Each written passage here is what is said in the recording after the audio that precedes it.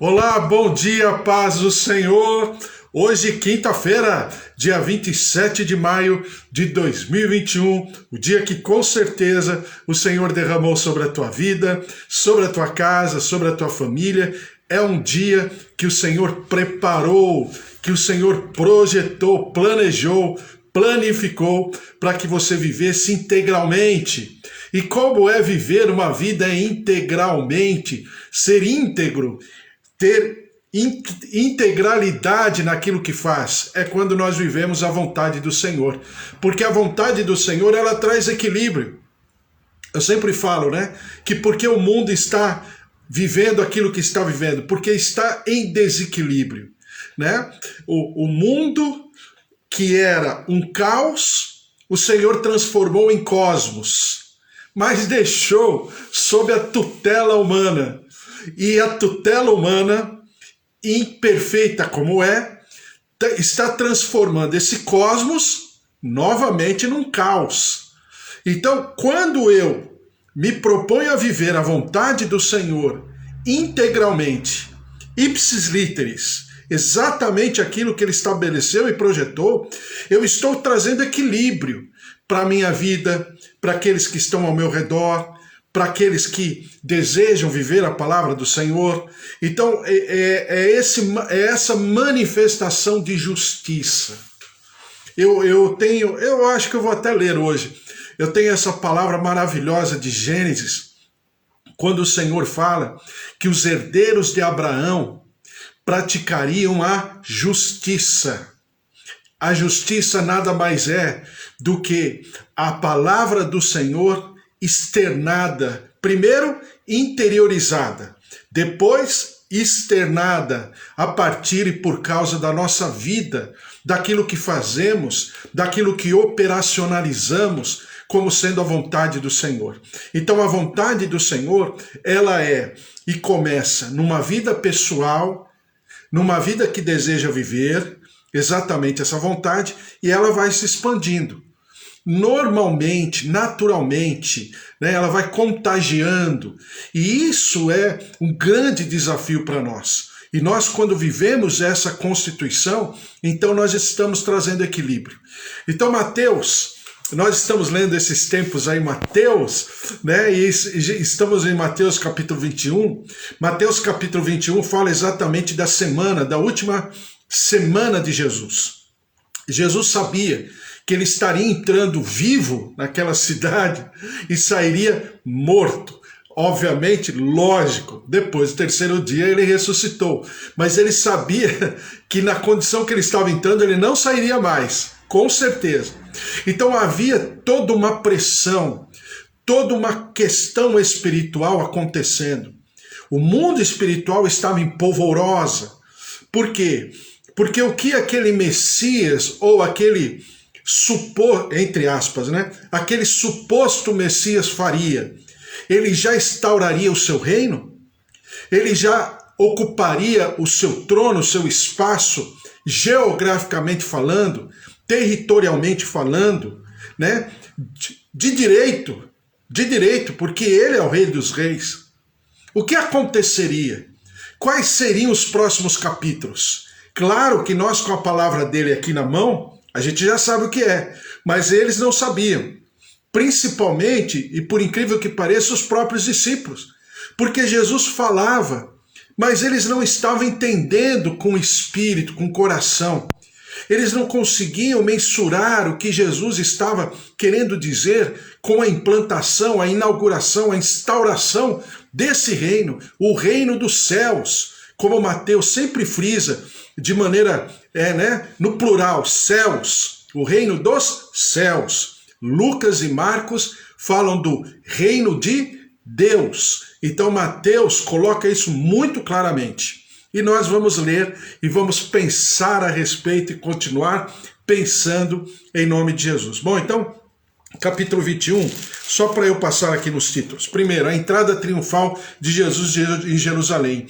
É o povo profeticamente falando, profeticamente, ainda que não houvesse entendimento, mas tomou uma postura profética, espiritual, em estar se prostrando, estar colocando as suas vestimentas, principalmente as suas vestimentas principais, no caminho para que Jesus entrasse.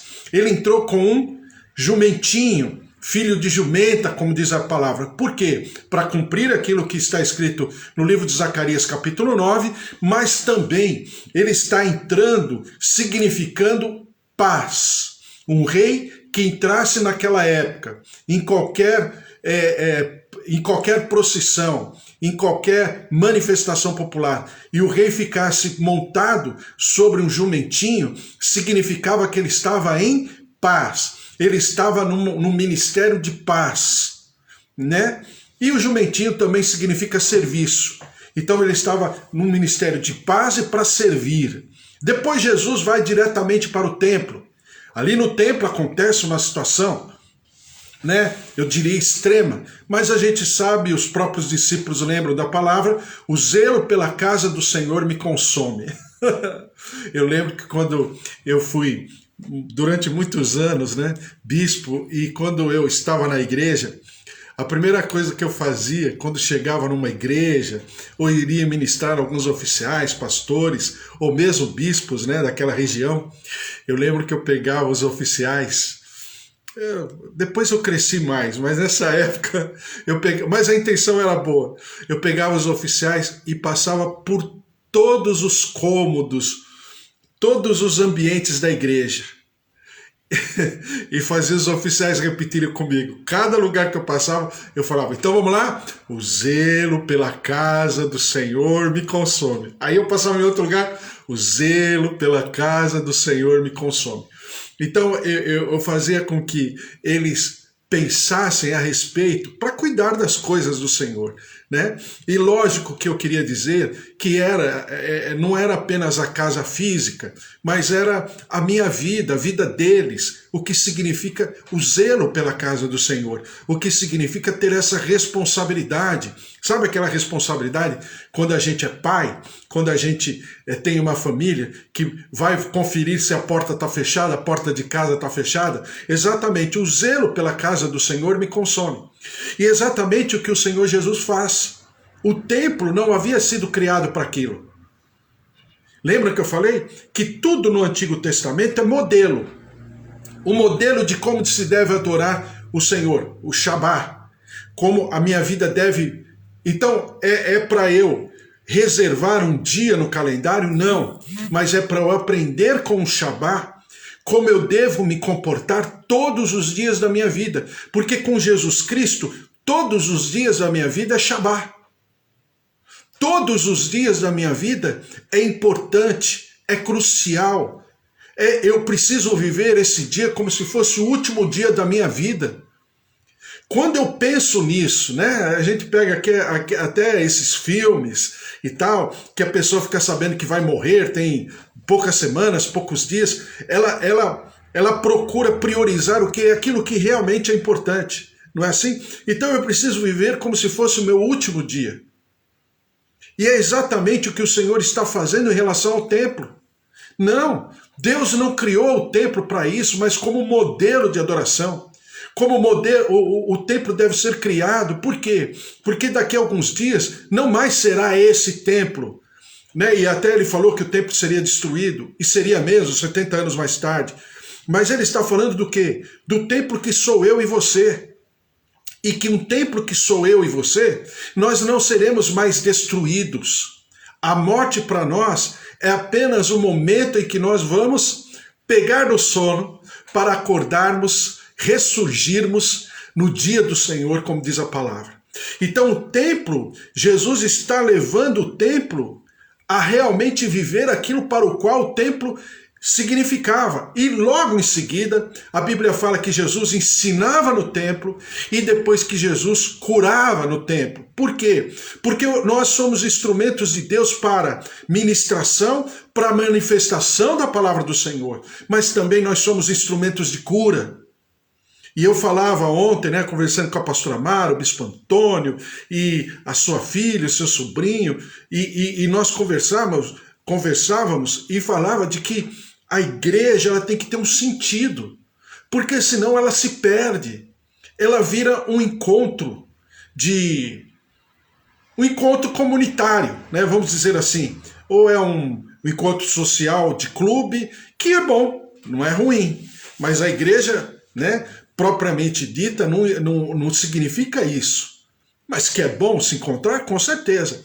É bom tomar um cafezinho? Com certeza. É bom almoçar juntos? Maravilhoso. Mas aí eu não preciso ter a edificação para que isso aconteça, né? Então por quê? Porque nós vivemos, e eu sempre falo, nós vivemos a restauração do ministério do relacionamento. E Jesus deixa isso muito bem claro. O ministério de Jesus, o ministério da igreja dos dias de hoje é o ministério do relacionamento. E não precisa de um prédio para isso.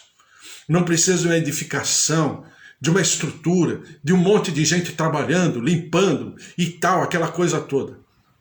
Depois, você tem o quê? A figueira ressequida. Por que a figueira ressecou? Porque a figueira somente expressou aquilo que a figueira era. Por quê? Porque a figueira era propaganda enganosa, era fake news. A figueira tinha folhas, mas não tinha frutos. A figueira era frondosa, tinha uma aparência, mas não tinha essência. E chega Jesus e expõe aquela essência, que é exatamente, né, a figura da justiça, mas também a figura do juízo. Que um dia nós seremos expostos também. Nós somos de aparência ou somos de essência? Depois vem exatamente o confronto em que Jesus é confrontado com a palavra e com a prática, a tradição dos religiosos. E aí eles fazem uma pergunta para Jesus: com que autoridade você faz tal coisa? E aí Jesus responde com uma outra indagação. Se João Batista o que fazia era dos homens, era da terra ou era do céu? E eles foram pressionados, ao invés de pressionarem, foram pressionados, né? Na doutrina deles, na teologia deles, que bem lhes beneficiava. E aí eles falam: nós não temos respostas. Por quê? Porque existe um patamar de relacionamento com Deus que você só pode viver e só pode expressar e só pode manifestar se realmente você vive.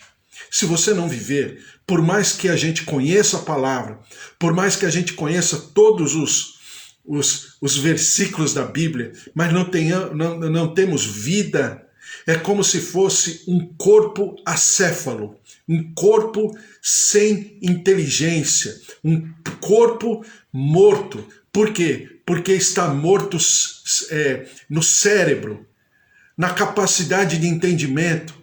E nós vivemos um tempo de povo de Deus, né, acéfalo, sem cérebro.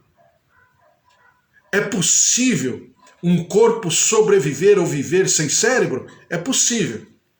Mas aos olhos da medicina, né, aos olhos da aferição dos profissionais de saúde, alguém que perdeu a capacidade cerebral, mesmo que o corpo esteja funcionando, é considerado morto.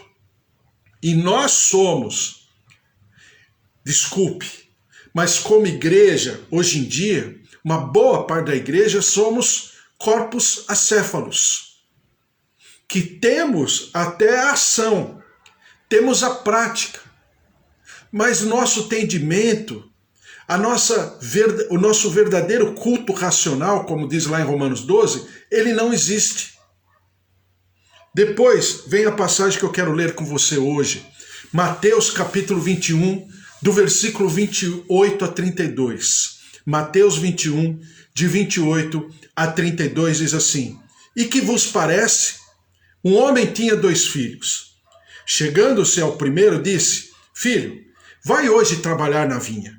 Ele respondeu: Sim, Senhor, porém não foi. Dirigindo-se ao segundo, disse-lhe a mesma coisa. Mas esse respondeu: Não quero. Depois, arrependido, foi. Qual dos 2 fez a vontade do Pai? Disseram: O segundo. Declarou-lhe Jesus: Em verdade vos digo que publicanos e meretrizes vos precedem no reino de Deus, porque João veio a vós outros no caminho da justiça e não acreditastes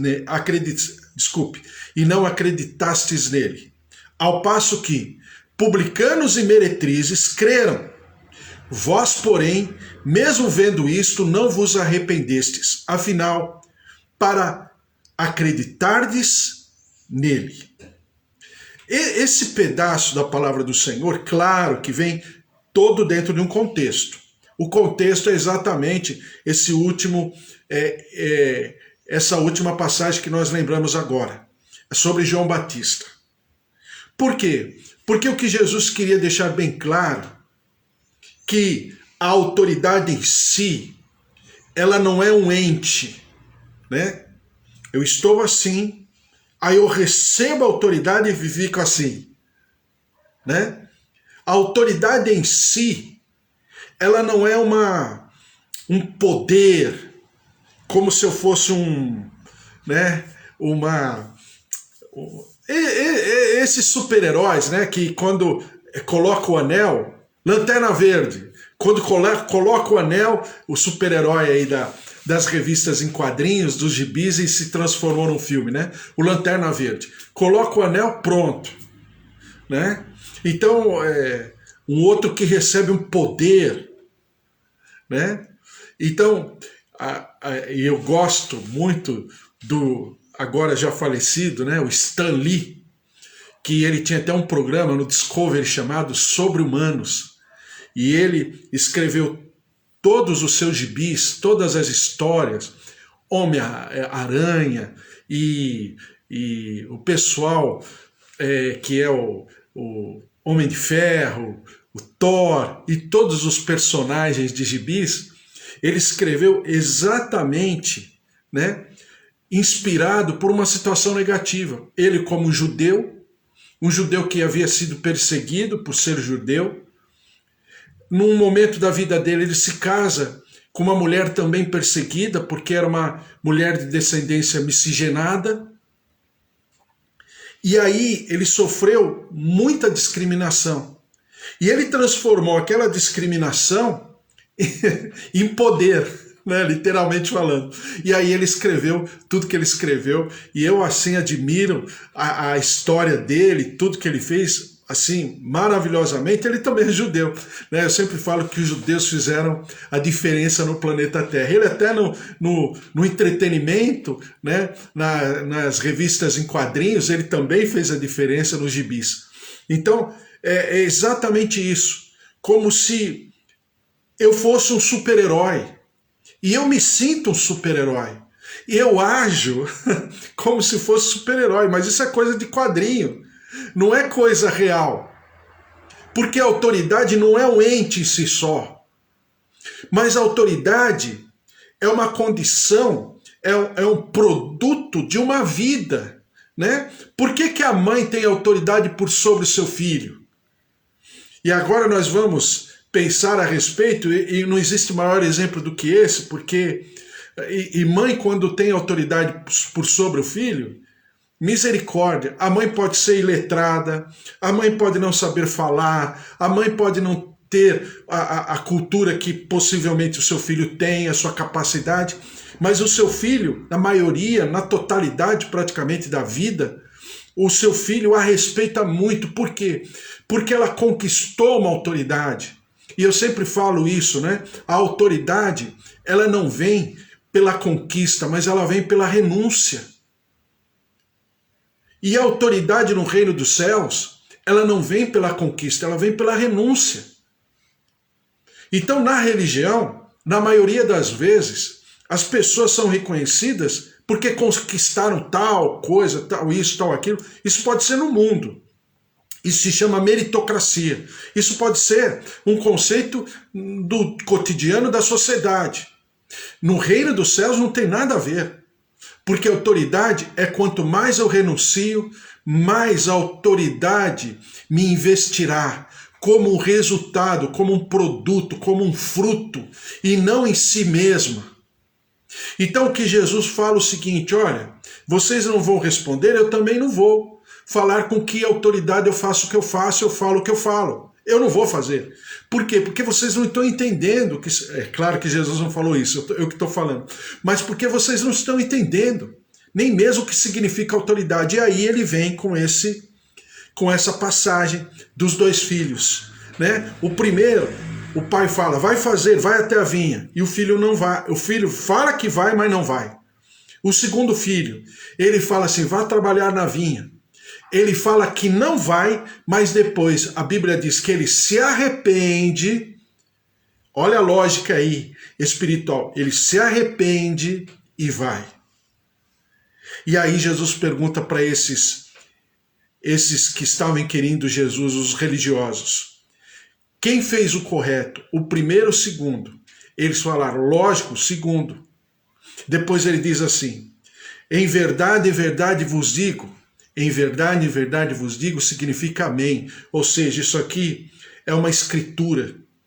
Ele tinha autoridade para falar no nome, através da escritura. E se fosse necessário, criar uma escritura. Lógico que Jesus não cria. O que Jesus está fazendo aqui é tão somente revisitar a lei de Moisés. E diz assim, em verdade vos digo que publicanos e meretrizes, e meretrizes vos precedem no reino de Deus. Por quê? Em Mateus capítulo 9, versículo 10, diz assim, e sucedeu que estando ele em casa, à mesa, muitos publicanos e pecadores vieram e tomaram lugares com Jesus e seus discípulos. Ora, vendo isto, os fariseus perguntavam aos discípulos, por que come o vosso mestre com os publicanos e pecadores? Mas Jesus, ouvindo, disse, os sãos não precisam de médico, e sim os doentes. Ide, porém, e aprendei o que significa misericórdia quero, e não holocaustos, pois não vim chamar justos, e sim pecadores ao arrependimento. Então, já havia de muito tempo já os religiosos atrás de Jesus exatamente pela prática de Jesus, como Jesus agia, porque no conceito deles, o simples se aproximar de um pecador, de um publicano, lembra que eu falei para você, publicano era tão odiado pelo judeu, porque publicano, ele era uma pessoa vendida à coroa romana, né? Porque era cobrador de impostos. Então, era uma pessoa assim que a própria família não aceitava o publicano. Mas o publicano, por causa do dinheiro, por causa da riqueza, do poder que aquele dinheiro estava trazendo, lógico que o publicano passava por cima de tudo. Então o publicano sabia que era um pecador. Um publicano não entrava no templo. Um publicano não entrava na sinagoga. Era uma pessoa malquista. Era uma pessoa que não vivia na sociedade comum, normal. E também as prostitutas, os pecadores, os leprosos, os aleijados, os cegos, todos eles eram considerados malditos. E a Bíblia diz que Jesus vinha exatamente para essas pessoas. Por quê? É por isso que Jesus se relaciona mais com os miseráveis, com os pobres, com os enfermos, ou seja, com os malditos, do que com os sãos. Por quê? Porque Jesus fazia distinção? Não. É porque essas pessoas já estavam numa vala, já estavam num buraco tão grande, num poço tão profundo, que eram pessoas verdadeiras, porque não tinha como não ser verdadeiro. Uma prostituta, todo mundo sabia quem era a prostituta. Não tinha como ela se esconder. Por isso que eu sempre falo que Jesus se relaciona melhor com um pecador, olha só, um pecador íntegro, do que com um piedoso hipócrita. Um fariseu hipócrita, um religioso hipócrita, um sacerdote hipócrita. Porque o pecador íntegro é o pecador que fala que é pecador. O que o Senhor quer não é gente santinha, porque não existe gente santinha. Quem somos nós nessa passagem, nessa parábola dos dois filhos? Somos aquele que dizemos sim Ou somos aqueles que dizemos não? Somos aqueles que dizemos sim e não vamos? Ou somos aqueles que dizemos não e vamos? Eu diria para você de uma maneira geral, nós somos aqueles que na maioria das vezes dizemos sim, porque queremos fazer, porque queremos ser bons, porque a intenção é boa. Mas na maioria das vezes nós não fazemos. Aquilo que nós falamos, nós não fazemos. Então, Mateus 5,37, seja porém a tua palavra sim, sim, não, não. O que disto passar vem do maligno. Há um propósito, há um sentimento. Eu quero fazer, mas na minha maturidade, eu não reúno capacidade, eu não reúno força em mim mesmo para fazer. Então, dentro dessa parábola, na maioria das vezes, nós somos o primeiro filho. Eu quero. É igual fazer regime. Eu vou fazer. É igual fazer jejum. Eu vou fazer. É igual ler a palavra todos os dias. Eu vou ler. É igual orar a todo momento. Eu vou orar. É igual ler a palavra, enfim, fazer uma série de coisas. Tanto é que eu fico aqui todos os dias às 10 horas, exatamente para isso. Eu vou ler todos os dias, então eu vou ler. Isso exige de mim um amadurecimento, exige de mim uma postura séria, ao mesmo tempo serena, ao mesmo tempo capaz de se manifestar. Por quê? Porque não é fácil. Nós somos pessoas falíveis, pessoas frágeis, pessoas que a cada dia nós amanhecemos com um problema, com uma dificuldade. Basta o dia acontecer para nós pensarmos e refletirmos e acharmos que é bom a gente até ficar na cama. Mas do outro lado, quando eu me proponho a viver exatamente aquilo para o qual eu existo, então eu estou transformando essa palavra em verdade na minha vida. E Jesus está aqui falando para os fariseus, para os religiosos, para os chefes das sinagogas, para os chefes dos sacerdotes, como diz a palavra.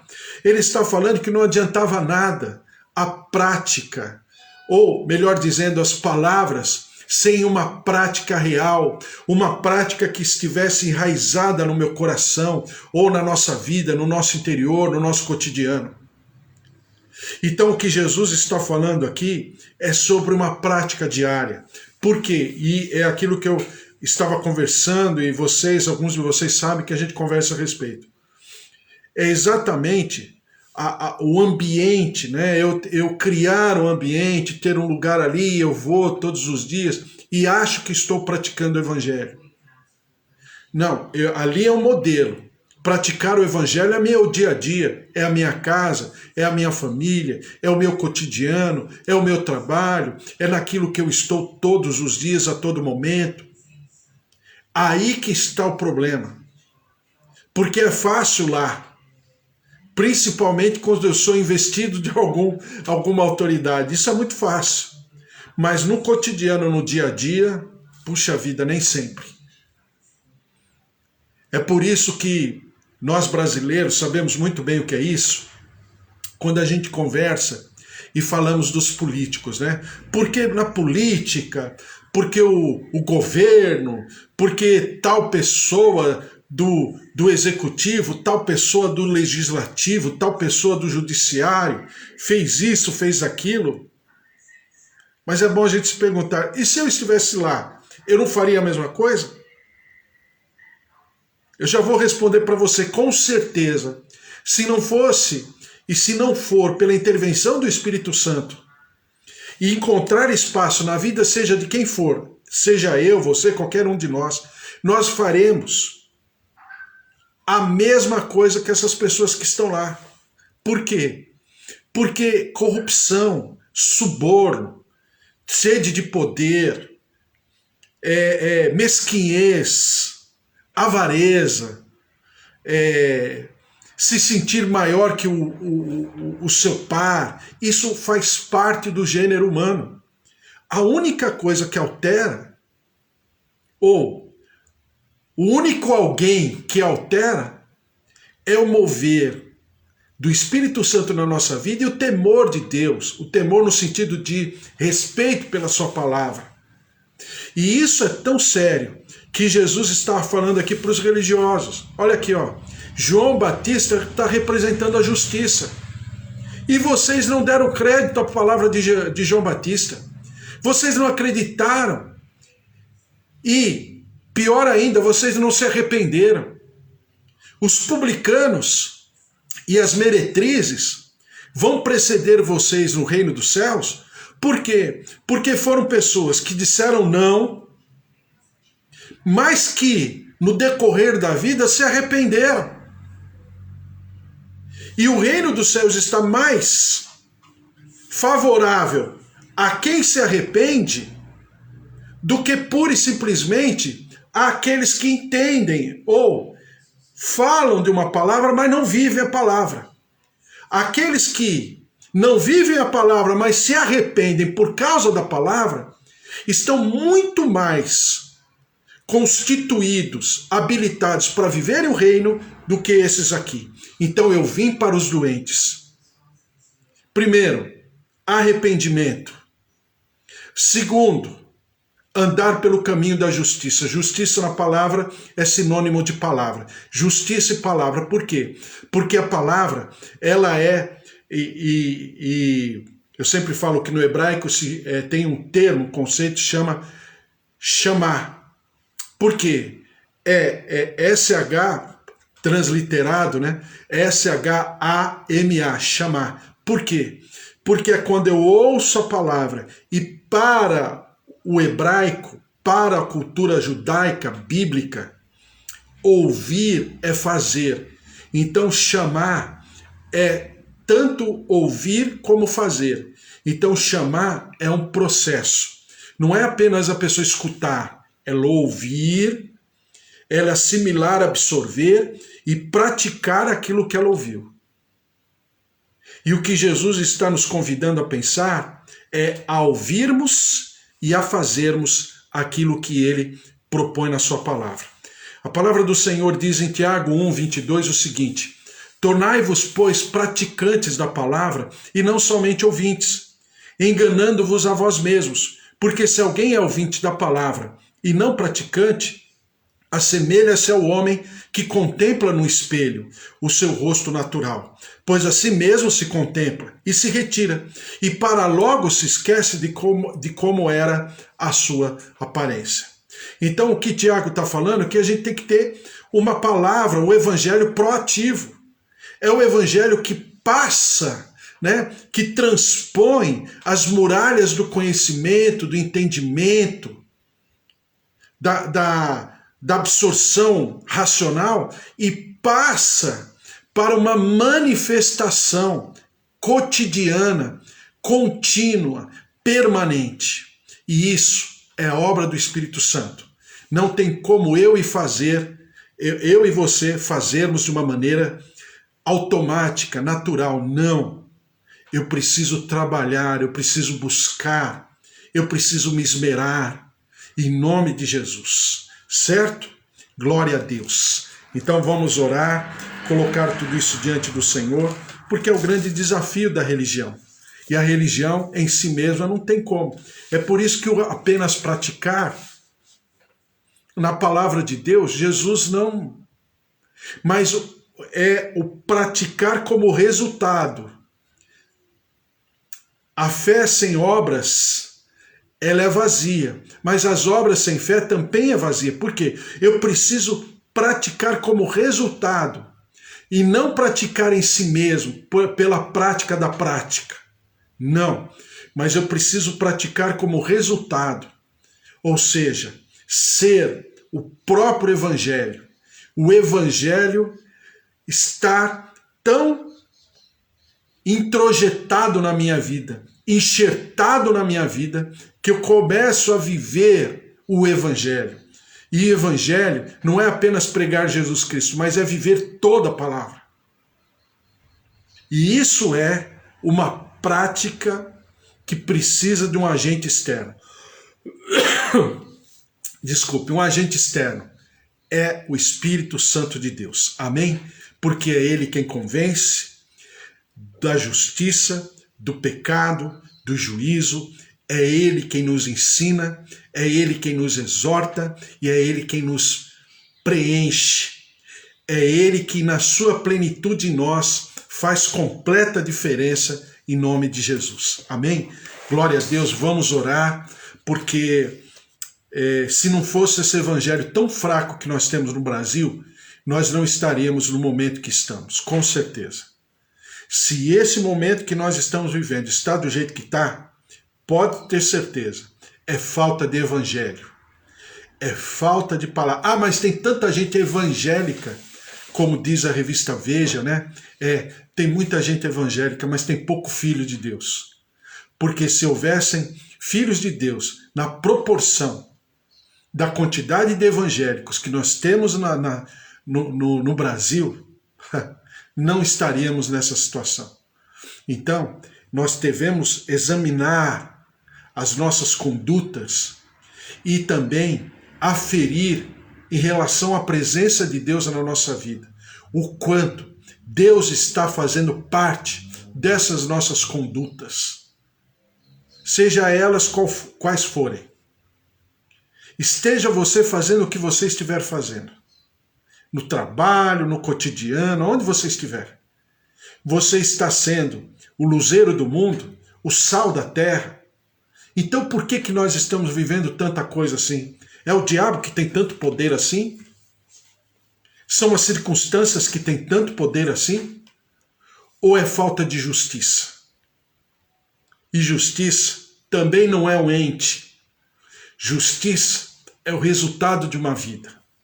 Vamos orar? Colocar tudo isso diante do Senhor em nome de Jesus. Glória a Deus. Vamos orar por cada um que está aqui, a presença e o poder de Deus, as minhas tias Rosália e Alzira, sempre orando pelo meu primo Alexandre, tios, primos, avós, tios, olha, a presença, o poder de Deus, sobrinhos, netos, filhos, marido, esposa. Vamos orar por cada um de nós, por cada um dos nossos queridos, nossos lares, aqueles que nós impomos as mãos, em nome de Jesus também orar pela a vida, né, do nosso país, por essa situação toda. Quantas famílias enlutadas, famílias em luto, em dificuldade, em situações e circunstâncias, em nome de Jesus. Vamos orar. Senhor, nosso Deus, nosso Pai, nós te louvamos e te engrandecemos pela tua palavra, porque a tua palavra é realmente lâmpada para os nossos pés e luz para os nossos caminhos. E nós precisamos viver essa palavra.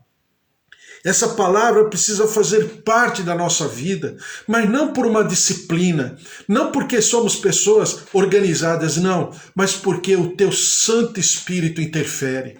Espírito Santo do Senhor, derrama-te para trabalhar o nosso interior, para nos abastecer com a tua sabedoria, com o teu poder, mas também, ó Deus, com o convencimento do pecado, da justiça, do juízo. Derrama-te sobre cada um de nós, a tua plenitude, o teu mover. Ó Deus, visita-nos com a tua cura, com a tua saúde, órgãos, ouvidos, olhos, tireoide, taxas no organismo, tudo que seja necessário. Senhor, toca as articulações, o coração, as artérias, os membros, os tendões, os nervos, toda inflamação. Nós repreendemos toda infecção e declaramos o poder da vida, a graça, a visitação do Senhor, tocando, curando, restaurando. Derrama-te sobre o nosso Brasil, cada um dos nossos queridos, ó Deus, aqueles que passam por problemas, dificuldades, aqueles que estão passando pela Covid-19. Senhor, tem misericórdia. Senhor, ampara, cuida, cura, visita, consola, conforta. A nossa nação está em desespero. A nossa nação, Senhor, o nosso povo está chorando os seus mortos, os seus queridos. Tem misericórdia, ó Deus. Derrama-te com o teu mover de cura, de saúde, a despeito desses gestores, porque o Senhor é Deus, porque o Senhor é poderoso, porque a tua palavra diz que o Senhor por onde passa faz o bem.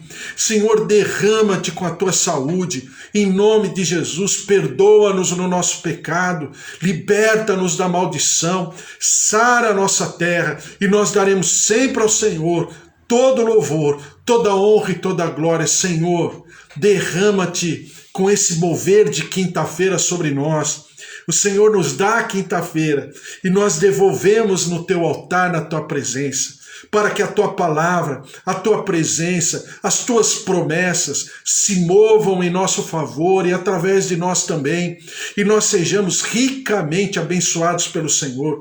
Por onde nós formos, por onde estivermos, o Senhor faça a diferença, e nós daremos sempre ao Senhor todo louvor, toda honra e toda glória. Vem, visita-nos, guarda-nos, derrama-te, ó Deus, sobre nossas vidas. Ó Deus, faz com que as tuas palavras sejam verdade, sejam práticas consistentes, não a prática pela prática, mas como resultado de uma vida, de uma relação com o Senhor, e que essa tal autoridade que Jesus fala possa ser o fruto, possa ser, ó Deus, o produto de uma vida no teu altar e na tua presença. E nós daremos sempre ao Senhor todo louvor, toda honra e toda glória em nome de Jesus.